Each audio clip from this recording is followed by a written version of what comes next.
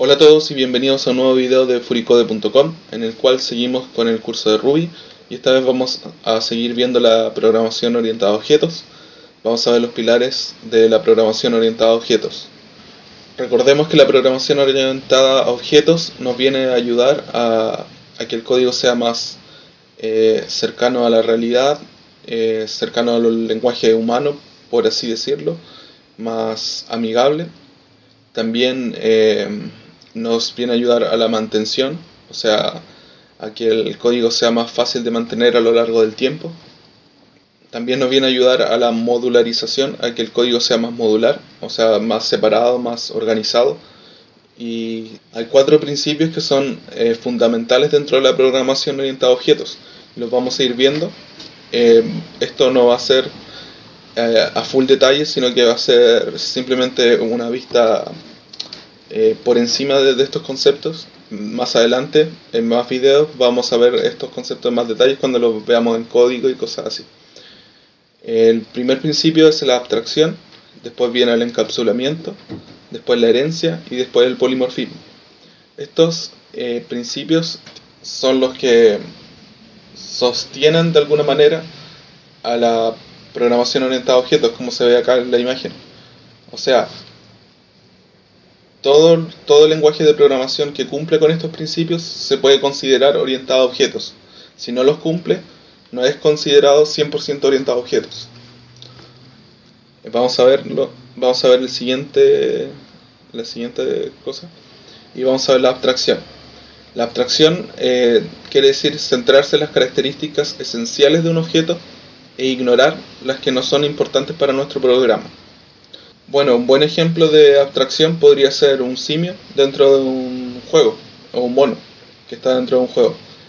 ¿Qué cosas nos interesa, qué características nos interesa que tenga ese mono para que sea útil en nuestro juego? Por ejemplo, los movimientos, el moverse de izquierda a derecha sí sería aceptable dentro del juego. El tamaño del mono también tiene que tener un tamaño. Las vidas, como sale acá, tiene 3 vidas en este caso, esa característica también son aceptables dentro del juego. Pero qué cosas no serían, por ejemplo, que no tienen que ver con el juego. Por ejemplo, si nosotros almacenamos datos relacionados, por ejemplo, la raza del mono, eso en realidad no nos interesa dentro de nuestro juego. Por eso nosotros tenemos que abstraernos y solamente tomar las cosas más importantes, como dice acá, centrarse en las características esenciales de un objeto e ignorar las que no son importantes para nuestro programa. Eso es abstracción. Herencia. Herencia es la acción de heredar las características y comportamientos de una superclase para mantener la organización del código. Aquí podríamos ver un ejemplo con clases. Está hecho en UML, un lenguaje de modelado unificado, el cual nos dice que hay una clase padre que es vehículo. Esa clase padre tiene varias clases hijas, que son vehículo terrestre, vehículo aéreo. Y también a su vez, vehículo terrestre tiene una clase hija que se llama coche, moto. Y coche y otra que se llama moto. Y vehículo aéreo tiene otras clases hijas que se llaman avión y helicóptero. Herencia es simplemente, como decía acá, es la acción de heredar las características y comportamiento de una superclase. O sea, nosotros heredamos las características en vehículo terrestre, nosotros heredamos las características de esta superclase. Superclase se refiere a la clase que está más arriba o a la clase padre. Y heredar las características y comportamientos, o sea, los atributos y comportamientos. Atributos y métodos se heredarían. Aquí vemos un ejemplo en código bastante simple, en Ruby, que definimos una clase mamífero, la cual define un método que se llama respirar. Imprime, inspirar, expirar. O sea que está respirando. Eso es lo único que hace esa clase mamífero. La clase gato hereda las características y comportamientos de mamífero. En este caso no tiene atributos, así que hereda solamente el método respirar. Entonces, este gato, aparte de tener este método que es maullar, que simplemente escribe miau, también tiene el método respirar. O sea, Nosotros cuando creamos la clase acá, Cribas, ese es el nombre del gato que le pusieron, creamos la clase, o sea, creamos el objeto, perdón, y lo asignamos a Cribas. Lo voy a alejar un poco. Nosotros podemos utilizar con Cribas el método respirar. Y el método respirar no está dentro de la clase gato, sino que está en la clase mamífero. O sea, en la clase gato heredamos los métodos de mamífero. Y en Cribas, maullar. También podemos utilizar maullar. Y estamos haciendo referencias simplemente a... nosotros instanciamos desde la clase gato. Como hereda las características, entonces nosotros podemos utilizar los métodos. Eso es la herencia. Y esto es lo que imprimiría. Inspirar, expirar. Después miau. Porque en esta línea se escribe respirar, o sea, hacemos referencia al método respirar y después maullar. Esto también, todas estas cosas también las veremos más en detalle en otros videos, pero quiero verlo de una forma global primero y después los vamos viendo más en detalle y todas las cosas. Porque eso de los métodos no lo hemos visto bien y quiero que quede más claro en otros videos. Encapsulamiento. Se utiliza para ocultar las características de un objeto de manera que no puedan ser alteradas por otros objetos.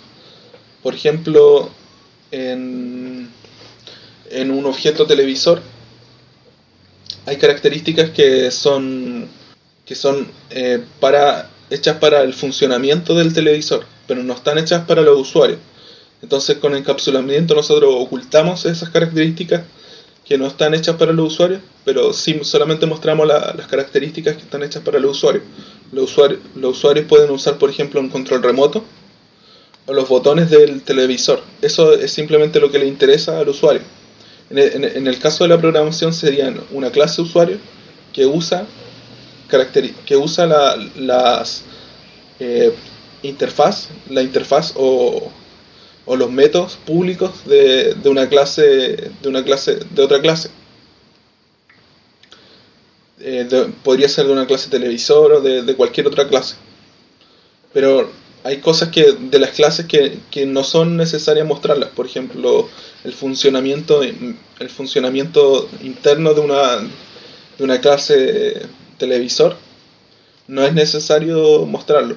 No es necesario mostrar, por ejemplo, cómo funcionan los circuitos o cómo muestra la imagen por pantalla a la clase usuario. Simplemente le interesa ver la televisión. Por ejemplo, si la clase persona, si fuera una clase persona, solamente le interesaría ver la televisión, no le interesaría el funcionamiento interno. Por eso nosotros ocultamos muchos detalles de implementación, ya que no son útiles para mostrar a un usuario normal. En este caso sería un usuario normal, no le interesaría la parte de cómo funciona, simplemente le interesa ver canales de televisión. Polimorfismo. Un mismo comportamiento puede ser utilizado para diferentes fines según se necesite. Bueno, aquí hay dos conceptos que tendríamos que ver después más en detalle. Por ejemplo, que es la sobrecarga y la sobreescritura. Más adelante vamos a ver esos conceptos en código.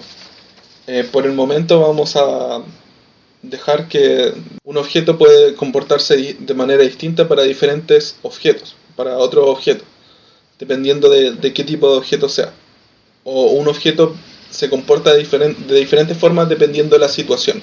Eso también se podría decir. Esto más adelante lo vamos a ir viendo más en detalle. Por ahora va a quedar así como una vista encima de estos 4 pilares fundamentales de la programación orientada a objetos. Espero que se entienda. Si no se entiende en los próximos videos lo iremos arreglando y iremos viendo mejor y más en detalle con código y cosas así, porque esto igual es de primera, si es que no conocían estos conceptos, igual es un poco abstracto, porque de primera también es un poco difícil de entender. Así que eso es todo por este video, espero que les haya gustado, denle like si les gustó y nos vemos en un próximo video. Chao.